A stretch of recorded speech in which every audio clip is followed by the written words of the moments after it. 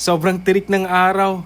Buhay ka pa, parang nasa impyerno ka na. Grabe yung init. Hindi lang basta weather update, parang life challenge.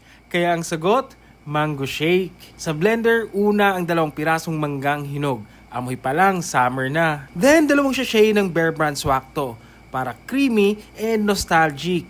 Lagyan ng kunting asukal, depende kung gaano ka ka-bitter sa buhay. Sunod, dinurog na yelo. Dinurog lang ng kutsara yan. 2 piraso yung nabibili sa tindahan.